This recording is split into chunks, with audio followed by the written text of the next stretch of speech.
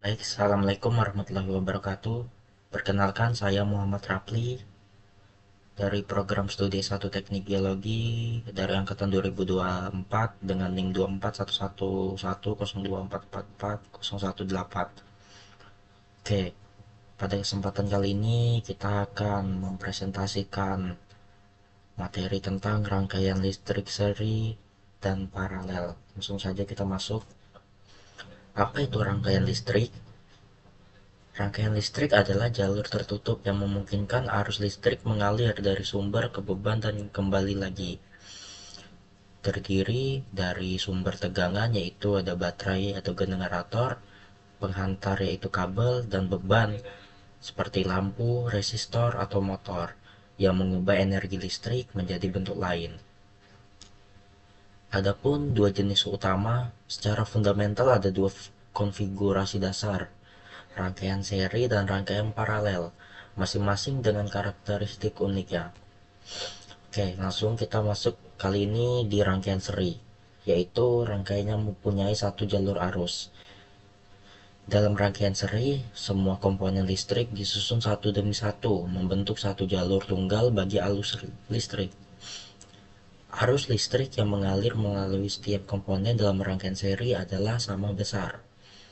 Tegangan total sumber adalah jumlah dari tegangan yang jatuh di setiap komponen individu.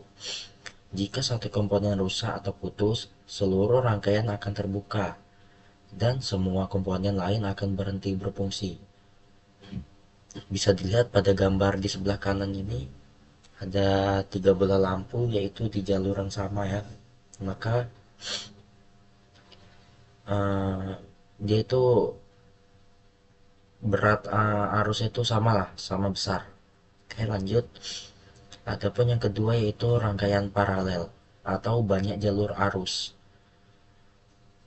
Dalam rangkaian paralel, komponen-komponen terhubung secara sejajar, menyediakan beberapa jalur alternatif untuk arus listrik. Setiap cabang paralel menerima tegangan yang sama besar dari sumber, yang setara dengan tegangan total. Arus total dari sumber terbagi ke setiap cabang sesuai dengan resistensi masing-masing komponen. Jika satu komponen di satu cabang putus, maka komponen di cabang lain itu akan tetap berfungsi karena dia akan mempunyai jalur arus sendiri ya.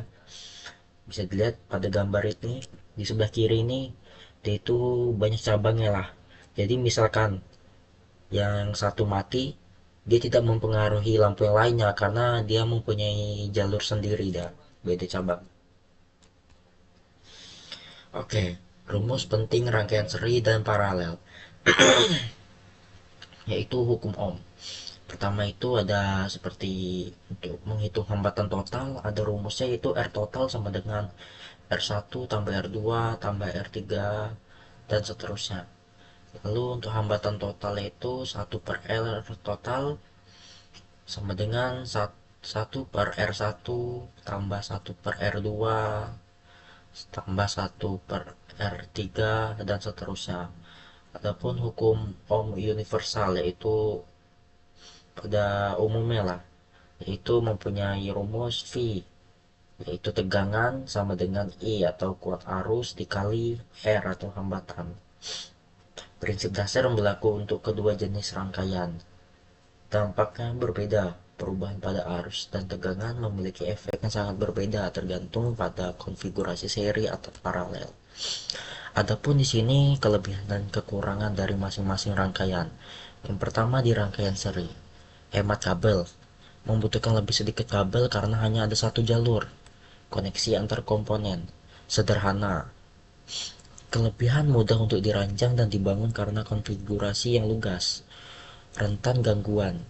Kegagalan satu komponen menyebabkan seluruh rangkaian tidak berfungsi, membuatnya kurang andal.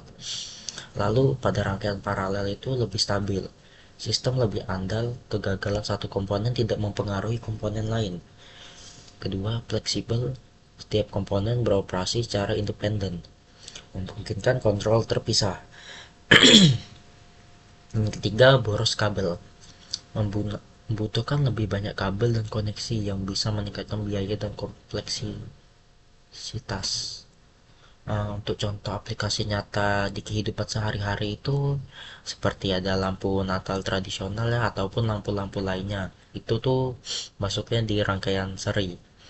Lalu ada instalasi listrik rumah, itu masuknya ke paralel. Adapun desain sistem listrik, memahami karakteristik kedua rangkaian sangat penting untuk mendiagnosis masalah, memperbaiki dan merancang sistem kelistrikan yang efisien dan aman.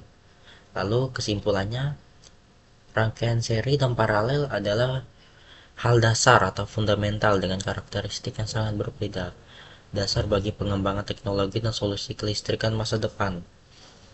Pemilihan rangkaian harus disesuaikan dengan kebutuhan aplikasi, mempertimbangkan efisiensi, keandalan, dan biaya.